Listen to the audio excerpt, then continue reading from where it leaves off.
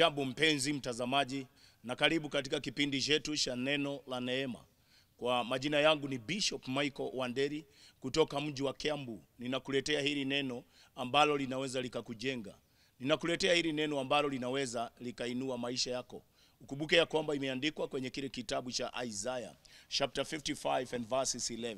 Ya kwamba hakuna neno ambalo litokao kinywani cha Bwana litakaoweza kumrudia bure, lakini lazima litimize wajibu wake.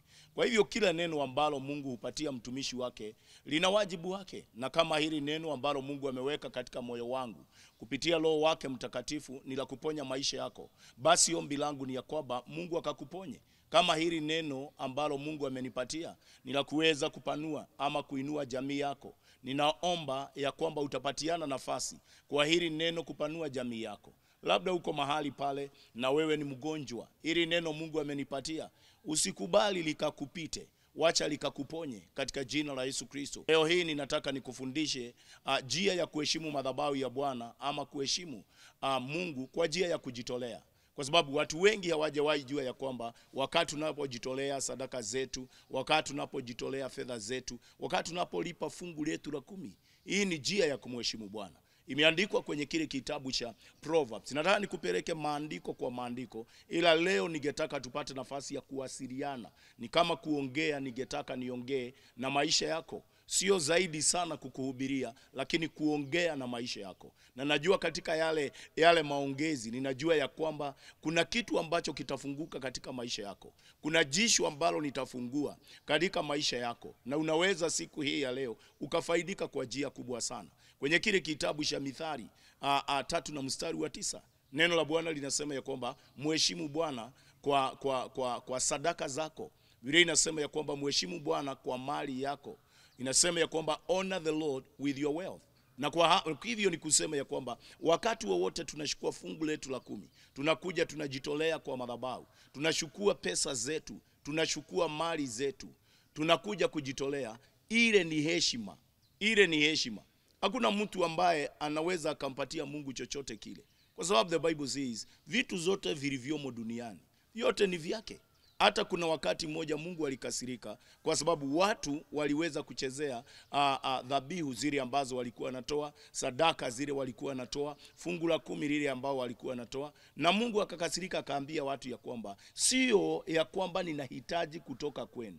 Na akasema ya kwamba kama ni dhabihu ya kuteketeza vile watu walikuwa wanajitolea ng'ombe, Mungu akasema ya kwamba si mimi katika mlima niko na thousands and thousands of cattle. Asema ya kwamba upon the mountains thousands and thousands of cattle belongs to me. Kama nilihitaji moja ya kuteketeza, ningeshika ng'ombe zile nikuje nijifanyie dhabihu. Hivyo ndivyo alivyosema. Lakini akasema ya kwamba katika hali ya kujitolea, it is a way of honoring the Lord. Ni njia ya kumheshimu Mungu. Ni njia ya kumwambia Bwana, I have made it in life not because of my strength, not because of my might. It is not at times hata kwa sababu ya bidii yangu, lakini ni kwa sababu umeniwezesha. Ni wewe ambao umeniwezesha. And that is why we normally stretch our hands to give unto the Lord, to support the work of God. That is why watu wanaingia katika madhabahu. Mahali pale ndio heshima huwa inapatikana. Wakati mwingi heshima ya Mungu haipatikani katika kufunga. We cannot say ya kwamba nimeshukua 3 days, nimeshukua 1 day, nikaweze kufunga ili Mungu nikamheshimu kwa njia hiyo. Hapana. Siwezi nikasema ya kwamba ati nimeenda mbele za Bwana katika kuomba kwa sababu ni njia kumheshimu Mungu. Hapana. Heshima ya Bwana haionekani pia katika sifa. Siwezi nikaimba nyimbo za sifa ama za kumwabudu Bwana ati nionekane ya kwamba nimemheshimu. Hapana. Neno la Bwana linasema, it is very clear. Neno la Bwana linasema heshima ya Mungu hupatikana wakati tunapochukua mali zetu na tunajitolea. It is written in the book of Proverbs chapter 3 and verses 9. Inasema hivyo ya kwamba honor the Lord with your wealth. Yaani ukamheshimu Mungu na mali zako. Na pia nasema ya kwamba na malibuko ya uzaliwa wa kwanza, kile ambacho kimekuja cha kwanza katika maisha yako. Hapo ndio mtu huwa anasema ya kwamba Bwana umenijalia, na kwa sababu umenijalia lazima nipate nafasi ya kujitolea. Ni katika njia hiyo ambayo heshima yetu inaonekana kwa Mungu, wakati watu wanakuja katika hali ya kujitolea dhabihu zao. Neno la Bwana linasema ya kwamba in the first family kwa sababu ni vizuri kuangalia hata kijamii. Jamii ya kwanza, nimesema nitakupeleka katika Biblia ni kuonyesha ya kwamba watu ambao walioinuka na wengine maisha yao iliharibika, sio kwa sababu ya jambo, not because hawakufunga, not because they never prayed or praised God and worshiped God. No, it is because wakati wa heshima ya Mungu walionyesha madharau. Ningetaka niseme ya kwamba, ningetaka kila mmoja uelewe hii. In the first family ya Adam and Eve, hao ndio walikuwa the first family on earth. Na ni Mungu aliowaleta pamoja. Kwa sababu tunajua ya kwamba Mungu katika njia yake aliwaumba, akawaleta pamoja. Na Biblia inasema in the book of Genesis chapter 4, hapo ndio huwa tunaona ule mwanzo wa familia ikipata watoto. Wakapata the firstborn ambaye aliitwa Cain, the secondborn ambaye aliitwa Abel. Na neno la Bwana linasema ya kwamba in course of time, wakati hawa vijana wamekuwa wazima, in the course of time, ndio waliweza kusema ya kwamba wangetaka waingie mbele za Mungu. Na katika kuingia mbele za Mungu, hawakuenda mahali pale kuomba, hawakuenda mahali pale kufunga, hadi katika mlima. Walienda mahali pale kujitolea dhabihu zao, kujitolea sadaka zao. Na Biblia inasema ya kwamba kila mmoja kwa njia yake alijitolea. The Bible says clearly ya kwamba Abel ambaye alikuwa ni mdogo, alikuwa yeye ni mtu ambaye aliyoweka wanyama kama kondoo, kama ng'ombe, alifuga wanyama. Na Biblia inasema ya kwamba Cain was the firstborn, he was a farmer. Na kila mtu alileta kwa njia yake. Wakati walipokuja katika madhabahu, neno la Bwana linasema ya kwamba and God looked with favor juu ya sadaka ya Abel. Na kwa hivyo Abel akakubalika. Sadaka ya Abel ikakubalika. Ya Cain haikukubalika. Lakini tunaona mahali pale, kwa nini wale watu wawili walitofautiana katika madhabahu ya Bwana? Kwa nini waliangaliwa na macho tofauti na Mungu? Biblia inasema ya kwamba Abel alienda akachagua the firstborns ya wale wanyama. Na Biblia inasema ya kwamba alishagua. But there is nowhere ambao tunaambiwa ya kwamba Cain was keen in choosing kile ambacho alileta mbele za Bwana. Labda alifikiria tu ni jambo la kawaida. Labda aliona ya kwamba kwa sababu pia wazazi wake, ameona wazazi wake wakienda katika madhabahu na kujitolea vitu. Labda aliona ni kitu tu cha kawaida. Lakini kumbe sio kitu cha kawaida. Hapo ndio, wacha niwaambie, hapo ndio katika ile njia, katika ile meza ambao tunaita madhabahu, mahali tunaita ya kwamba tunakuja kuleta sadaka zetu. Hapo ndio mtu anaweza akajikwaa, hapo ndio mtu anaweza akainuka. And this was very clear in the first family. Hapo ndio Cain alijikwaa. Na Biblia inasema ya kwamba and from that time, wakati waliondoka in the presence of God, from that time the Bible says that Cain became wroth. He became angry. Akakasirika kwa njia kubwa sana. Akakasirika mpaka Mungu akakuja chini. Hata Mungu hakukuja kwa Abel, hakuongea na Abel, alikuja kwa Cain akamuuliza kwamba Cain, why are you wroth? Why are you angry? Na Mungu akamwambia kwamba usipotenda wema kweli utakubalika, ukitenda mema utakubalika. That is what he was told, ya kwamba ukitenda mema utakubalika. Kwa hivyo walikuja kuleta heshima, lakini ile heshima yake ilikuwa chini katika kiwango. Na kwa hivyo Mungu haikuikubali. Na hapo ndio nimesema ya kwamba kila mtu huwa anainuka. In every family huwa tunainuka katika madhabahu ya giving. Madhabahu ya giving. Hii ni kitu ambacho ningetaka kila mtu ufuatilie. Sisi tunainuka katika jamii zetu, katika njia ya kujitolea. Na kuna watu ambao umenitazama siku hii ya leo, haujawahi onyesha familia yako.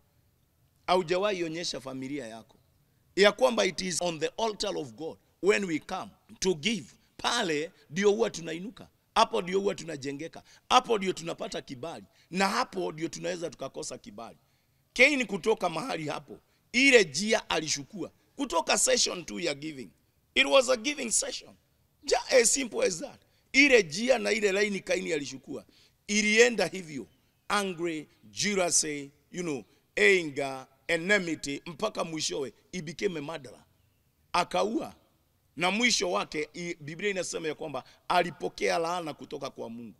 Mungu akamlaani. The first person to be cursed by God alikuwa ni huyo kijana. Lakini ni kwa sababu ya nini? Wakati hawakuwa wamekuja katika hali ya kujitolea. God was not even concerned about their lives.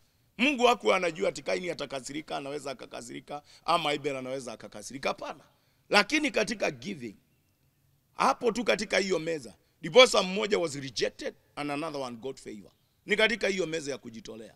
Mimi nataka ujifundishe na hiyo first family. As much as pia mimi ninajifundisha. Nataka ujifundishe ya kwamba it is in the area of giving that you receive favor ama unapata rejection. Mungu akaweze kukubariki. Leo hii ninakupeleka katika mstari kwa mstari ya kwamba ni katika maeneo ya giving, ni katika area ya kumheshimu Mungu katika dhabihu zetu na fedha zetu. In the book of Acts of Apostles chapter 5 tunamuona mahali pale Ananias ama Anania na Safira. Tunamuona mahali pale. That was another family ambayo ilivuta mpaka kifo katika maisha. Because walienda kanisani kama kawaida vile tuko na makanisa. Walienda wakasema ya kwamba, wakamwangalia Petero and the rest of the apostles and they said to them ya kwamba tunaona kwa macho yetu ya kwamba mko na shida, tuna matatizo hapa kanisani, na sisi mimi Anania na Safira mke wangu hapa, Mungu ametubariki na mashamba, ametubariki na plots, ametubariki na vitu, na kwa hivyo tukubalieni tuende tuuze plot moja tuwaletee pesa. And then the Bible says, Biblia inasema Petro akamwambia kwamba fanyeni vile iko katika mioyo yenu. And the Bible says wakapata favor, wakaenda wakauza vitu, alafu wakauza shamba. Na kutoka mahali pale they sat down according to the word of God in the book of Acts of Apostles chapter 5. Wakaketi chini, wakasema hatuwezi peleka hizi pesa zote kanisani. Hapo wadiposa waligawanya. Biblia inasema ya kwamba Ananias very early in the morning akaenda akasimama katika madhabahu in the session of giving. Akaenda akasimama pale akamwambia Petero, we were here na tukasema ya kwamba tutaleta hizi pesa, ndio hizi. Petro akamuuliza, hizi ndizo zile pesa zote ambazo mliuza uwanja? Yeye akasema ndio. Petro akamuuliza, Ananias, kwa nini shetani ameweka uongo katika moyo wako udanganye Roho Mtakatifu? Na ndiposa hapo yeye akaanguka kwa kushtuka, akaanguka akafa. Biblia inasema ya kwamba Petero akauliza vijana kanisani, shukueni huyu mkamzike. Akaenda kuzikwa. Some minutes later mke wake Safira akaingia, na yeye akasema ya kwamba kwa Petero, I hope you received zile pesa ambazo tuliuza uwanja. Akaulizwa kwamba hizo ndizo pesa zote, na yeye akasema ndio.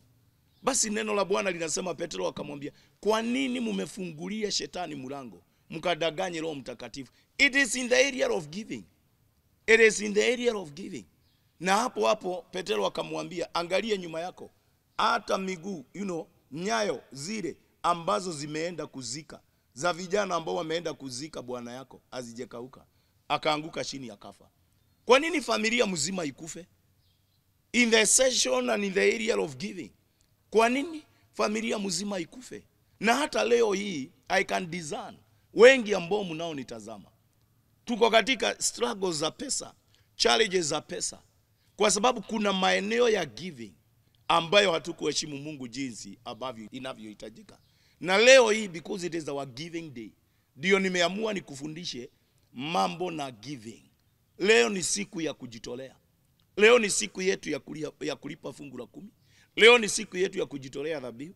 Leo ni siku yetu ya kujitolea sadaka za upendo. Leo ni siku yetu ya kujitolea sadaka za uzaliwa wa kwanza. Leo ni siku yetu ya kujitolea sadaka ambao tunasema ni free will giving. Ile ni ile ambao kwa moyo wako.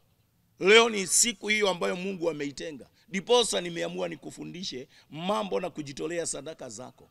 Na leo hii unaweza ukapokea favor yako kama Abel. Leo hii inaweza ikadetermine kama utapokea rejection ama favor yako.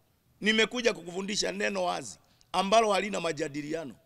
It is the word of God. It is the word of God. Ananias walikufa. Wangapi tumemaliza familia zetu? Wewe ulienda kanisani ukasema, hii kanisa yetu haina mabati, sijui tunanyeshewa, nitabadilisha ile mabati, and from there au kufanya hivyo. Au kufanya hivyo. Sasa hii ni miaka. Wewe ndio ulijimaliza. Wewe ndio uliua. Wewe ndio uliua maisha yako ya pesa.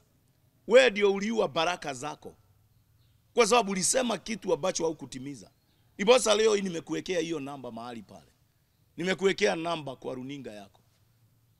M-Pesa namba 0721 643538. Nairudia tena M-Pesa namba 0721643538. Unaweza ukajitolea mahali pale. Kuna till number 55979. Ninakufundisha hii ili Mungu akafungue maisha ya watu wengi. Watu wengi ambao wamenitazama. The reason we are struggling ni katika meza ambayo ni ya kujitolea. Look at the way we behave katika kujitolea. Me remember those days ambao katika utoto nikienda Sunday school, mamangu, wazazi wakati ule hakukuwa fedha nyingi. Kwa hivyo wazazi wanakupea hata shilingi moja. Uende ndio unapeleka pale. Na pia wakati mwingine tulipewa mayai. Mimi yangu sikuwa nafikisha kanisani. Mayai inavujika tu kwa mfuko nikienda. Sadaka imekufa. Sadaka imevujikia kwa mfuko. Ninakumbuka wakati pia ilikuwa napewa tu mahidi tu moja hivi, mkoma moja hivi tu ndio unaenda naye kanisani. Na ukikosana na vijana wengine barabara unawagonga na unapigana na sadaka. Yani hii ni kitu ambacho mpaka katika utoto wetu tunapaswa kufundishwa. Ya kwamba it is upon that altar of God, in the session of giving, hapo ndio watu wanainuka. All these other sessions are good, but in the session of giving, hapo ndio huwa kuna determine line ile mtu huyu ameshukua, line ile ambayo huyu mwingine ameshukua. Na kufundisha hii nimekuonyesha two families ambao mmoja akapokea favor na mwingine hakupokea. Nimekuonyesha family in the New Testament, that one family ambao wote walikufa. Na hawakukufa wakikunywa bangi, wakivuta bangi. Hawakukufa wakikunywa pombe na huko. Walikufa kwa madhabahu. They are in the session of giving. Walikufa hapo. Watu wangapi mmeua biashara zenu in the session ya giving? Maana Mungu anaona hii ni madharau. Twende kwenye kile kitabu cha Malachi chapter 1, from verse 6. Tutaona vile neno la Bwana inavyosema. Verse 6, Malaki, kitabu cha Malaki sura ya kwanza, mstari wa 6. Mstari wa 6 unaanza kuuliza swali. Is a question ambayo inaulizwa. Inaulizwa hivi, na nimesema nitakupeleka pole. Inaulizwa ya kwamba, na maana leo nilisema tuongee, baadaye nikuhubirie tupate nafasi ya kuongea. Inaulizwa ya kwamba kama baba huwa anapokea heshima kutoka kwa mwanae, naye muajiri anapokea heshima kutoka kwa wale ambao wameajiri. Basi Mungu anauliza, kama mimi ni baba yenu, if I am your father, where is the honor due me? Anauliza hilo swali ya kwamba kama mimi ni baba yenu, wapi heshima iliyo yangu? Kama mimi ni baba yenu, vile ambavyo Yesu alitufundisha, our Father who art in heaven, hallowed be thy name, thy kingdom come. Ile ambao tulifundishwa tu hivyo, our Father who art in heaven, baba yetu aliye juu mbinguni. Basi anauliza, Malachi akatumwa akiwa nabii, eda uliza watu hawa kama mimi ni baba yao. Maana every time wakipata shida kidogo, baba wetu aliye mbinguni, magonjwa yametuingilia, jamii imevunjika, biashara hainuki, baba yetu aliye mbinguni. Anauliza, kama mimi ni baba yenu, heshima iliyo yangu iko wapi? Iko wapi?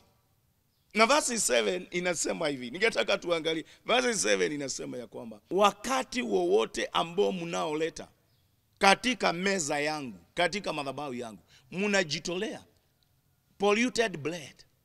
Ndivyo inavyosema, mikate iliyotiwa najisi. Wakati mnapojitolea mikate iliyotiwa najisi ni mikate ambayo imeoza. Anauliza ya kwamba si hivyo ni kunikosea na kuleta heshima katika madhabahu yangu?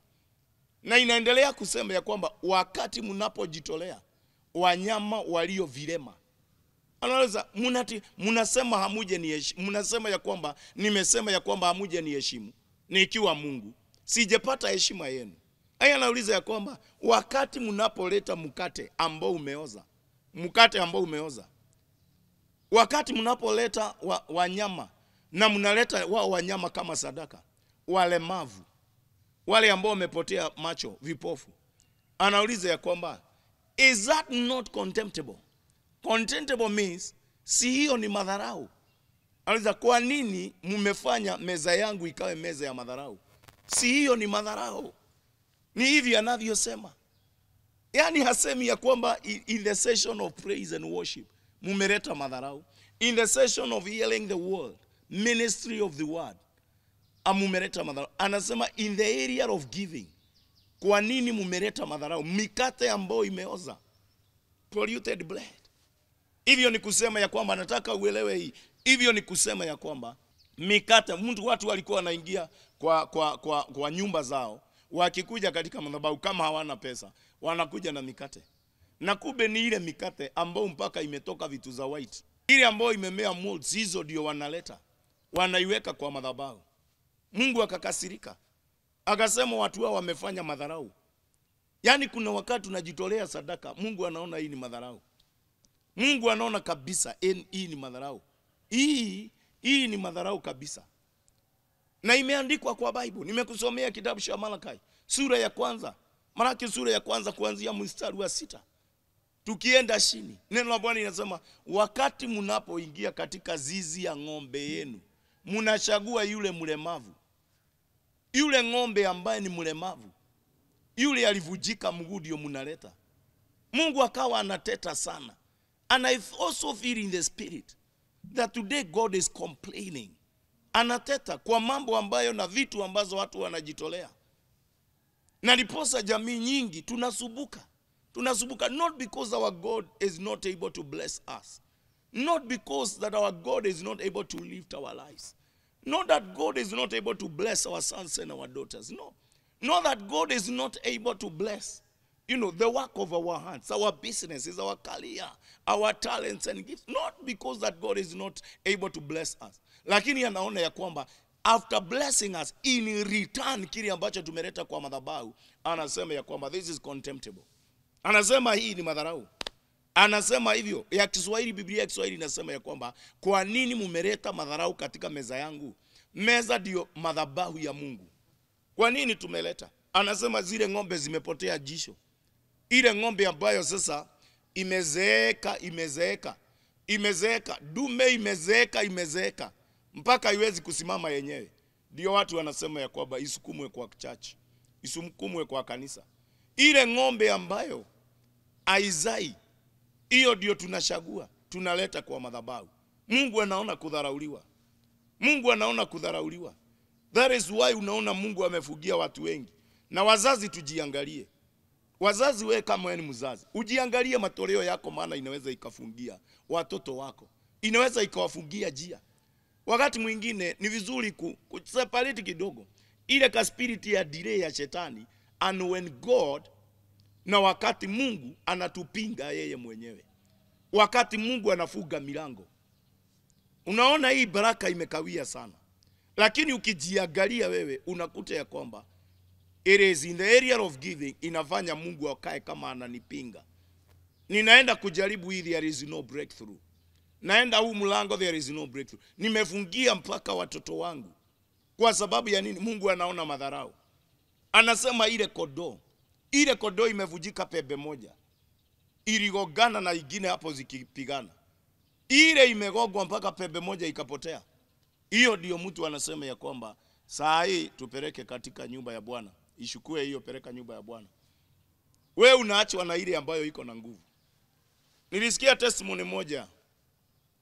Ini mambo ya kuzikia nitawaambia. Hii testimony nilisikia ya kwamba kuna watu kitambo walikuwa wakizaa ile uzaliwa wa kwanza katika kuabudu miungu ya kwao. Hiyo ni katika nchi nyingine, sio Kenya. Katika kuabudu miungu ya kwao walikuwa wanashukua huyo mtoto wamezaa wa kwanza, wanaenda wanamtupa katika bahari. Na inakuwa ya kwamba kutoka hapo watazaa. Walikuwa wanatoa dhabihu ya first fruit ya mtoto wa kwanza, wanatupa kwa bahari. Wanatupa kwa miungu ya bahari. Na hiyo even in the New Testament ilikuwa watu wanakizaa wa kwanza, wengine wanapelekea miungu ya kwao. So wazazi wakapata twins. Katika ile nchi wakapata twins. So wakachukua twins. Wakaona mmoja ni mlemavu. Wamezaa twin wawili lakini mmoja mtoto ni mlemavu. Sasa wakashindwa watafanya nini? wakachukua yule ambaye alikuwa ni mzuri, wakaenda wakamtupa kwa maji, kwa miungu, wakarudi na yule alikuwa mlemavu. Mtu mmoja akawaangalia akawaambia kwamba wait a minute, mlikuwa mmeenda kujitolea mtoto wenu kwa bahari kule, I hope mmejitolea yule mlemavu. Anasema hapana, miungu yetu hiyo ya bahari, na ni miungu ya dunia, miungu yetu ya bahari, hatuwezi tukaipatia, tunaiheshimu, hatuwezi tukaipatia yule mtoto mlemavu. Yule mlemavu tumerudi na yeye, huyo mzuri tumewatupia. Hao ni miungu ya dunia na watu ambao hawamjui Mungu. Je, sisi ambao tunaomjua Mungu? Ndio Mungu akakasirika akasema wanaingia katika zizi, wanachagua zile mlemavu. Ndiposa leo nimekuambia it is a session inakufundisha ya giving, because today is our giving day. Umeshawahi chukua kitu ambao hakifai ukapeleka mbele za Bwana? Inasema cast is that shit, ambaye yuko na kitu kwa mfuko ambao kinaofaa, lakini amejitolea kile ambacho hakifai. Nyumbani ameacha kitu kinachofaa, amejitolea kitu ambacho hakifai. Wale ambao wanajitolea vitu zao za damu ili wabarikiwe. Maana ukijitolea ng'ombe utabarikiwa na njia ya damu, kama we ni mfugaji. Ukijitolea kondoo kwa hiyo laini utabarikiwa. Ukijitolea pesa kwa pesa utabarikiwa. Kwa biashara vile vile. Mimi nawaeleza hivi watu wa Mungu, utakuta mtu ya kwamba kuku zake ziko sawa, wakati hawezi akajitolea kuku moja achukue apeleke kanisani. Wakati zitashikwa na kaugonjwa zianze kusinzia, kuku tu naona kuku inalala, inaanza kusinzia, ndio anauliza carton iko wapi? Leteni hiyo carton. Leteni hiyo carton, weka hizi kukubiri zinalala, zitaabukiza zingine magonjwa, pelekeni kanisa, pelekeni kwa madhabahu. Hiyo kuku zibiri zinalala, hizo zinasinzia hivi, zitaabukiza zingine, tafadhali magonjwa, wekeni kwa carton haraka, kibizeni kwa church. Mungu anaona madharau. Anasema kwa nini mumeleta madharau? Malaka yanauliza katika meza yangu, katika madhabahu yangu. Aiposa unaona wakati mwingi Mungu anatuachilia mpaka kwa magonjwa ili pesa yetu iende na kwa madawa. Mungu anatuachilia kwa mambo mazito, kwa makesi kotini, pesa yako yote ikuliwe huko, maana hujawahi chukua hata mmoja hivi ukaleta kwa madhabahu. Mungu akasema ya kwa don't involve me kwa makesi zenu. Kwa hivyo unakuta mtu shamba yake yote imeenda. Wengine unakuta ya kwamba ugonjwa tu ni kadogo, kamepeleka mpaka mtu amepelekwa nchi za nje kuenda kutibiwa. Mwisho wake anakufa na deni ya millions of money. Na Mungu hashughuliki, ananyamaza tu. Unashindwa kwa nini Mungu unanyamaza? Na hii jamii inapitia kwenye mambo mazito. Kwa sababu hata wakati walikuwa na uwezo wa kujitolea fungu la 10, walikula hata fungu la 10. Walikula 90% na wakakula 10%. 90% ni yao. Walikula 90% na wakakula mpaka 10% ya Mungu. Mungu na yeye anasema mimi usinihusishe na hiyo mambo yao. Biblia inasema Mungu akakasirika, akasema umeleta madharau katika meza yangu. Ni jambo ambalo ni nzito, watu wa Mungu. Listen to this. Hakuna mtu aliyetoka katika utumwa. Na hii ningetaka tutafute kwa maandiko, kwa sababu nimepitia katika maandiko. Nasema nimepitia katika maandiko. Na nimekuja kugundua even the children of Israel, wakati walipokuwa katika nchi. Wacha kwanza nikupatie namba ya kujitolea. M-Pesa namba ni 0721643538. Leo ni siku yetu ya kujitolea. That is why ninakufundisha wewe kuinuka kwako kuko katika kujitolea kwako. Na uelewe hivi, kuna mtu ambaye hana kitu, atajitolea kitu kidogo, it will be accepted. Kuna mwingine akijitolea, Mungu anaona kile ambacho umebaki nacho na kile ambacho umejitolea, anaona hii ni madharau. Unaanza kufurugiwa vitu zako. Till number ambayo tunatumia siku hii ya leo 559:79. Usikie hii, hakuna mtu ambaye aliyetoka kwa utumwa, even the children of Israel, wakati wamefanyishwa kazi for 430 years. Kwanza walipitisha in captivity. Ile miaka walikuwa wameamuriwa wakae in captivity, in slavery, was 400. Lakini because of lack of wisdom, walikaa mahali pale for 430 years. Miaka hiyo hawakuelewa, hawakujua. For lack of knowledge and understanding, hawakuelewa. Listen to this. wakati Mungu alienda kuwakomboa, alitumia miujiza, alitumia ishara. Alituma Musa, Musa akatenda miujiza ya kila aina. Hawakutoka katika utumwa. Listen, ninasema hivi kwa sababu I love miracles. Nimeombea watu wagonjwa, nimeombea watu wa kila aina. Nimeona mambo Mungu akiyatenda. Enda kwa mitandao utaona. Nimeona Mungu akitenda miujiza isiyo ya kawaida. Musa alitenda miujiza isiyo ya kawaida. Lakini hakuna miracle hata moja ilitoa wana wa Israeli kutoka kwenye utumwa. Mpaka mahali walifika in the book of Exodus chapter 12 from verses 1. Mungu akaambia Musa, leo hii waanze kuhesabu watu wana wa Misri, the Israelites waanze kuhesabu miaka yao kutoka umwezi. Kwa nini waliambiwa hivyo? Wakaambiwa nyinyi, Musa, enda uwaambie mkiwa na Aaron, kila nyumba ya Muisraeli wajitolee mwana kondoo. Lazima wangetafuta mwana kondoo, wamtoe kama dhabihu. Na wakaambiwa ya kwamba kile hamutaguza ni damu, maana damu imebeba uhai. Wakaambiwa hiyo damu mkisha ishinja mwana kondoo, pakeni kwa vizingiti za milango. Lazima wangejitolea dhabihu. You cannot come out of slavery, my brother, my sister. Oh my God. You cannot come out of slavery, out of captivity. Hivyo tu, ati juu kuna muujiza ulitendeka juu yako, juu Mungu alikuponya, unaweza ukapona and you remain in captivity. You remain in slavery. Bado uko katika utumwa na ulipona. Kutoka katika utumwa ni lazima kushinjwe mwana kondoo. Lazima familia, na wakaambiwa if your family iko kidogo hawawezi, washikane na ile familia kubwa watoe mwana kondoo mmoja. Familia yako isipotoa dhabihu ya mwana kondoo, isipoingia kujitolea dhabihu, there is no way you can deliver them from the slavery, and more especially from poverty. Misri slavery means, listen to this, slavery means you have no freedom. You have no financial freedom. You have no, mental freedom.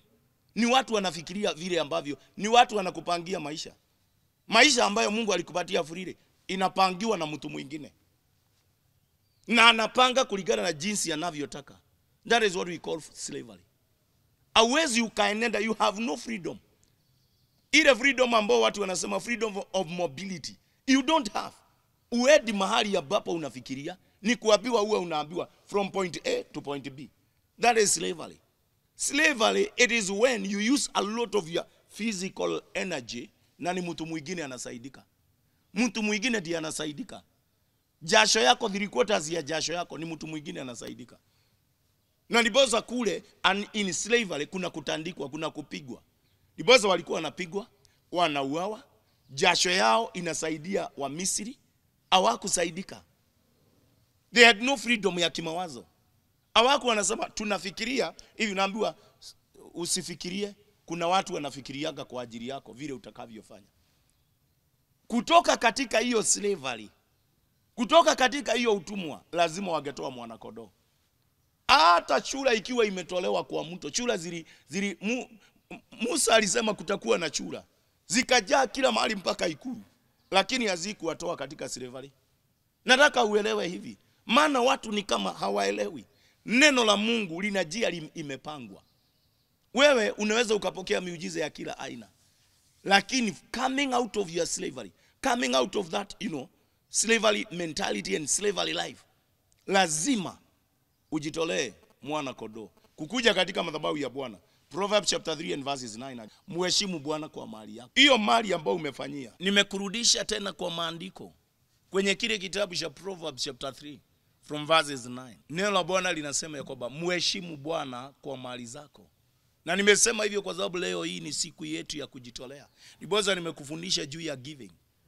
Ni njia yetu na ni siku yetu ya kujitolea. Hii ni siku yetu ya kujitolea. Lipa fungu lako la 10. Kuna nambari nimekuwekea mahali pale. Wengine mpatie Mungu first fruit. Mungu amekubarikia kazi. Wengine hata ni sadaka ya shukrani. Mungu ameinua maisha. Mungu amekutendea.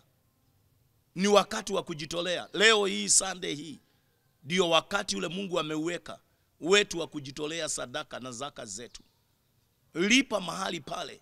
M-Pesa namba ambayo tunayoitumia ni 0721643538.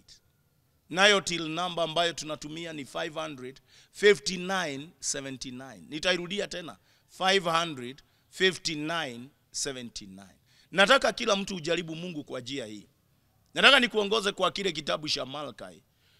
Pia sura yake ya 3 kutoka mstari wa 9. Kuna wakati Mungu aliongea na wana wa Israeli, na hata si kuwasukuma, kuongea na wao. Akawaambia ya kwamba from the time of your fathers or forefathers, mumeniacha, mumeniondokea, mumeniashiria. Ni Mungu alikuwa anaongea kupitia nabii.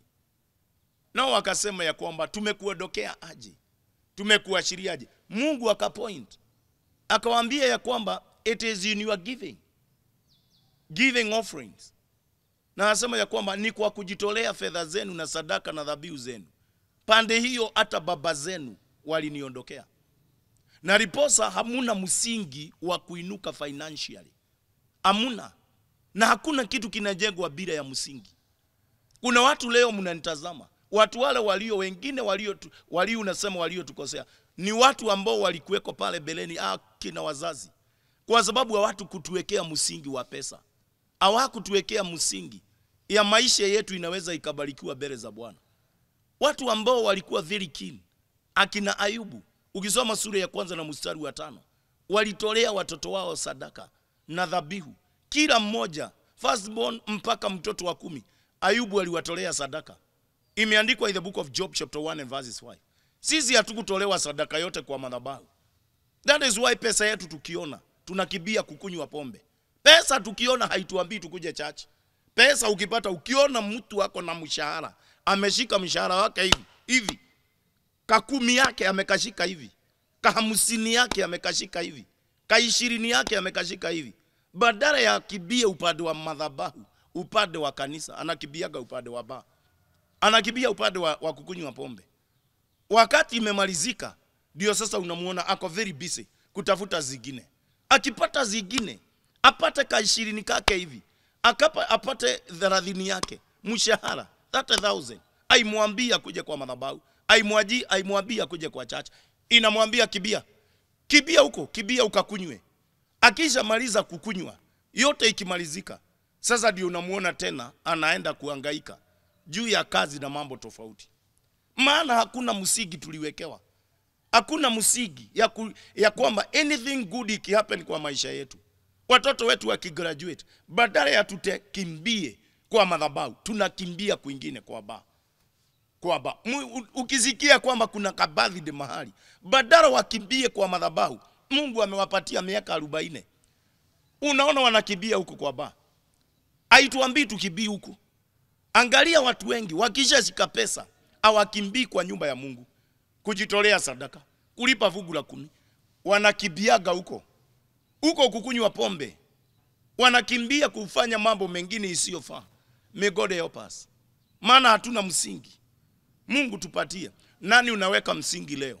Kwa kujitolea sadaka zako, zaka zako, kulipa fungu lako la 10. Mimi nimekufundisha. Malachi, Mungu alisema ya kwamba kupitia kwa Malachi sura ya 3, nabii Malaki akasema Mungu anasema tumemwacha kutoka siku za baba zetu. Mungu anasema Mungu anasema tumemwachilia. Alafu Mungu akauliza swali ya kwamba je, mwanadamu atamuibia Mungu? Can a man rob God? Watu wakasema ya kwamba we Mungu, hata wewe umekuja sana. Tumekuimbia njia gani? Anasema ya kwamba kwa sadaka na matoleo yenu na dhabihu zenu na fungu la 10. Ndivyo Mungu alivyosema. Maana can a man rob God? Ni swali linaulizwa. Anasema si tunauliza tumekuibia vitu gani? Tumeenda na vitu gani? Kwa sadaka na fungu la 10 mumeishukua. Na akasema diposa mumelaaniwa tagia mwanzo. Alafu akasema ya kwamba verse 10, lipeni fungu la 10 kamili na zaka zenu kamili, leteni katika nyumba ya Bwana. Na alafu anasema ya kwamba munijaribu kwa njia hii, muone kama sitabariki, sitafungua dirisha la mbinguni. Hivyo ni kusema chochote kidogo unafanya, kuna neema inatoka mbinguni inakuja kwako. kuna kibali kinatoka biguni kinakuja kwako. Akasema lipeni fungu la 10, muone kama sitafungua dirisha la biguni niwabariki mkose mahali na sehemu ya kuweka baraka ya kutosha. Mungu akitubariki hatuna nafasi ya kuweka baraka, haziwezi katoshea. Kama bigu inabaki hiyo biashara yako, maana Mungu anakuamsha mapema, unaenda kufanya biashara. Hesabu fungu la 10. Na by the way, fungu la 10 Mungu anakuaga very lenient kwetu, is very fair. Anasema tumia 90%. Kwa shilingi 100 ambayo Mungu amekupatia, tumia shilingi 90, shilingi 10 anasema uweke pale ni yake. Kwa 1000 ambayo Mungu amekupatia, anasema tumia 900. Kwa 100 hiyo 10% leta, anasema hiyo ni yake. Na anasema kwa hiyo atafungua dirisha la biguni akubariki, kwa sababu umesubmit your 10%. Umelipa. Kwanza anasema lipeni, ni deni yake. Na kuna wakati anakuja kuidai. Utakosa kulipa, lakini Mungu atakuja kuidai kwa njia zake. Alafu anasema hivi, anasema mataifa itawaita heri. Kila mtu atakaye kuwa na kuona, anasema huyu amebarikiwa na Mungu. Huyu ameinuliwa na Mungu. Huyu ameanza kupanda gazi pole pole ya pesa na mali. Biashara yake, kazi ya mikono yake imeenda juu. Kwa sababu huwa analipa fungu la 10. Alafu anasema ya kwamba sikiza, nitakemea muharibifu. Roho ile ambayo huwa inaharibu mali yako, Mungu anaikemea, sio pastor. Mungu anaikemea kwa sababu umelipa fungu la 10. Kwa sababu umejitolea. Hiyo tu kidogo kujitolea, Mungu anasema ile roho imekuwa ikikula vitu zako. Maana kuna watu wananitazama, nyinyi mlikuwa na pesa nyingi, lakini zimekuliwa zimeisha. Mlikuwa na mali, imeharibiwa na muharibifu, imeisha. Anasema I will rebuke the devourer on your behalf. Nani unao nitazama siku hii ya leo? Na vitu zako zimekuwa scattered all over. Mali zako zimekuwa scattered. Hauwezi ukajisaidia nazo. Zinajisaidia na watu wengine. Alafu hii mali ambao umetoa jasho, umepelekwa kotini. Maana nawe haukulipa fungu la 10. Naongelesha nani ambao leo hii katika maisha yako ya kujitolea umeshawahi mwambia Mungu ya kwamba Bwana, nikiuza hii shamba nitalipa fungu la 10? Au uliuza kwanza, ulikula yote? Ulikula yote mpaka ukajifanya umesahau. Mungu amenileta nikukubushe. Ulisema mtoto wako akigraduate utajitolea Thanksgiving offering au kutoa? Ulisema mtoto akipita mtihani nitafanya hivi. Bwana, ukiniponya hii magonjwa nitajitolea. Hata wengi wameshaimwambia watajitolea ng'ombe zao. Nitajitolea ng'ombe yangu. Uko na mang'ombe hapo, nitajitolea ng'ombe yangu. Kutoka hapo unaionaga tu. Macho inakwambia, na roho hadaganyi. Roho anashuhudia ndani yako. Ulisema hii ng'ombe ni ya Mungu na umeiweka hapa. Hiyo ng'ombe itakula ng'ombe zako zote. Na kuambia the truth. Hiyo ng'ombe umeweka hapo na ulimwambia Mungu ni yake. Na haujeshukua ukaileta kwa madhabahu. Itakula ng'ombe zako zote. Itakula utajiri huo wote. Hiyo 10% ambayo huwa unatumia, itakula utajiri yako yote. Itakula magari zako, itakula mashamba yako. Mwishowe Mungu atasema ya kwamba niliwaandikia. Nijaribuni, anasema ya kwamba test me in this way. In the way of giving. In the whole Bible, it is only in the area of giving ambayo Mungu anasema tumujaribu. Hatuna njia ingine. Na kuombea, kwa sababu naona umeokoka pande ya praise, umeokoka pande ya worship, umeokoka pande ya kusoma neno, lakini ulibackslide pande ya kutoa fungu la 10. Ulibackslide, autoa fungu la 10, hiyo ulianguka. Ulibackslide pande ya offering, ulibackslide pande yako ya pesa. Ndio unaona maisha yako imeinama hivi. Pande ya pesa maisha yako imeinama. Nimekuja kukuleta balance na kukuinua. Leo ni siku yetu ya kujitolea sadaka. Ni siku yetu ya kulipa fungu la 10. Eda kwa akaunti zako, lipa fungu la 10. Toa pesa yako leo, lipa fungu lako la 10. Jitolee sadaka za kujipendea. Dhabihu ya watoto wako, dhabihu ya hii biashara, dhabihu ya hii kazi Mungu alikupatia ya ofisi. Lipa, jitolee, na Mungu atakubariki. Mheshimu Mungu kwa mali zako. Proverbs chapter 3 verses 9. Mheshimu Mungu kwa mali zako. Verse 10 inasema na atajaza ghala zako. Ndivyo neno la Bwana inavyosema. Mungu akawabariki. Neema ya Bwana ikawe juu ya maisha yako. Nataka nikuombee na Mungu atakubariki. Nataka niombee kazi ya mikono yako, maana leo ni siku yetu ya giving. Ni siku yetu ya kulipa fungu la 10, siku yetu ya kujitolea. Kuna nambari nimekuwekea mahali pale. M-Pesa namba ni 0721643538. Nayo till number ni 5005979. Nimesema buy goods and services, that is till number. Baba, katika jina la Yesu Kristo, naombea watu wako. Wengine Bwana umewafanikisha, wamefanya kazi mpaka mataifa ya nje. Wengine Bwana wanataka kibali cha kuenda mataifa ya nje. Na Bwana ninaomba ya kwamba wanapojitolea sadaka zao, wanapojitolea zaka zao, wanapojitolea fungu lao la 10, naomba Mungu ukawafanikishe. Wanapojitolea dhabihu zao, naomba ya kwamba Bwana ukawapanulie mipaka, njia zao zikafunguke. Bwana, wengine ni wafanyi biashara, wakubuke kwa njia mpya season na majira kama haya katika jina la Yesu Kristo. Wengine they are career people, Bwana anabarikisha maisha yao. Wengine wanatumia vipawa zao, naomba wakafunuliwe njia, wakafunguliwe milango katika jina la Yesu Kristo. Nabariki watu wako, kazi yote wanayoifanya ukaifanikishe. Wengine ni wakulima, naomba Mungu wa Israeli usiwakose, Mungu wa Israeli kuwapatia season ya kuinuka katika jina la Yesu Kristo. Asante mfalme, utukuzwe. Katika jina la Yesu tumeomba na kuamini. Mungu aweze kukubariki. Wewe ambao uliochukua pesa yako ukapeleka kwa sorcery and witchcraft. Ulichukua pesa yako ukapeleka kwa waganga, ukapeleka kwa wachawi. Ulifikiria ndio itakuinua. Sasa hiyo ndio imekula mambo yako yote, ndio imekurudisha nyuma. Hiyo ninaiondoa katika jina la Yesu Kristo. Wale mali yao imeigizwa uganga na uchawi, Mungu akawakomboe katika jina la Yesu. Nasikia leo ni siku kubwa ya watu kuondolewa in slavery. Ya watu kuondolewa in slavery katika njia ya kujitolea. I feel in my spirit ni wakati wa watu wa kutolewa katika utumwa. Utumwa wa kipesa, utumwa wa maisha.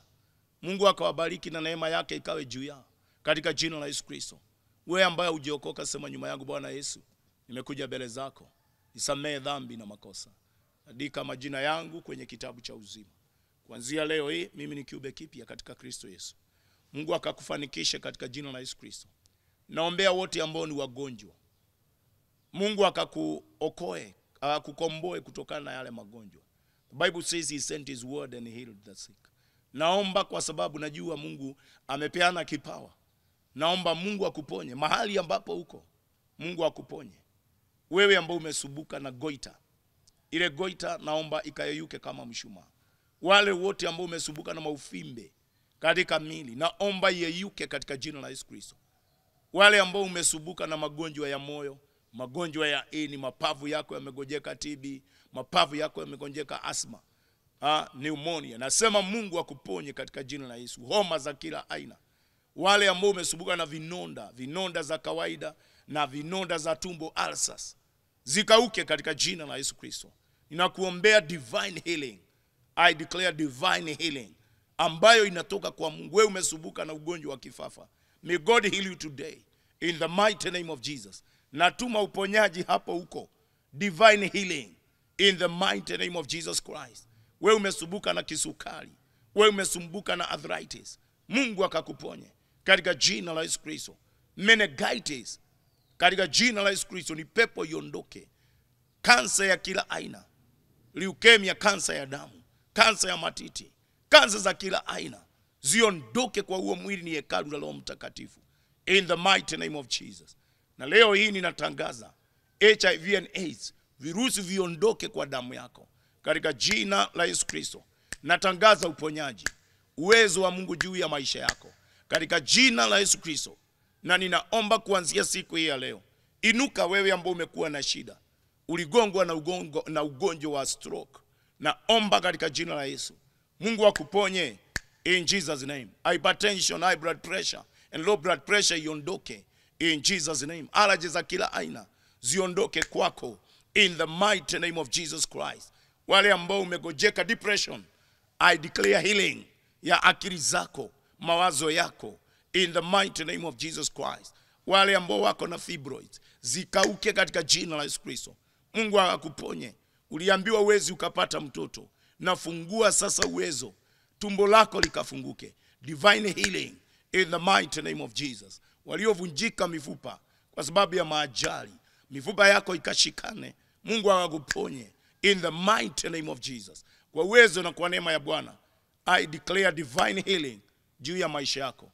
Ukiwa mama, mzee, mtoto, Mungu amekuponya katika jina la Yesu Kristo. Amen. May God bless you. Neema ya Bwana ikawe juu ya maisha yako. Watu wengi huwa wanauliza, lini huwa ninaombea watu healing and deliverance? Hiyo na ni magonjwa, sio magonjwa ya kawaida. Magonjwa sugu, yale ambao unajua sasa hili jambo ni nzito. Naombea watu Monday saa 4, kesho saa 4, kesho saa 4 mpaka saa 6.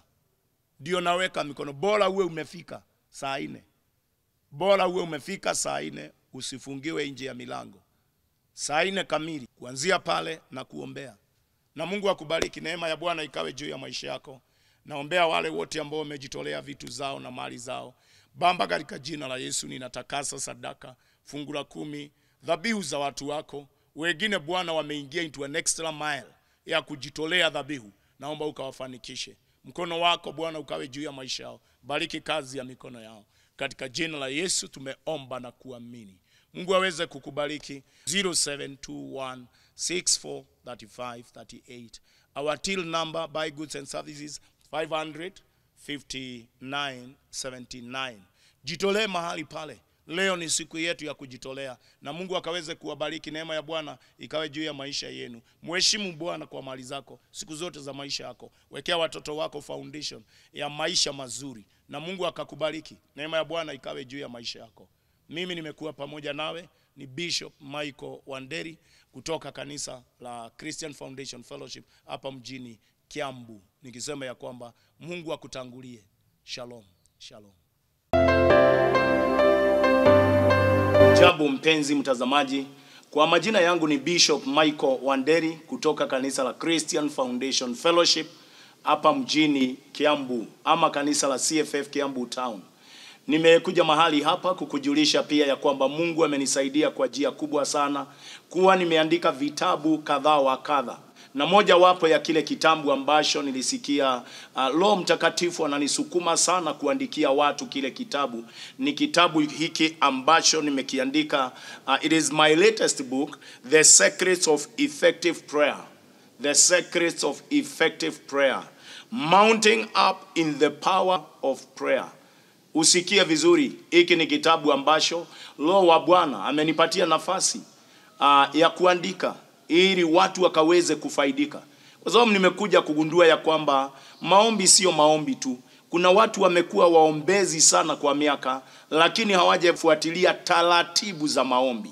Kuna taratibu na mikakati ambayo imewekwa kwa Biblia ya maombi. Na hapa utakuta nimekuandikia kwa hiki kitabu ya maombi ya kila aina. Kuna maombi ambayo Esther aliweza kuomba ili kuondoa the threats of death.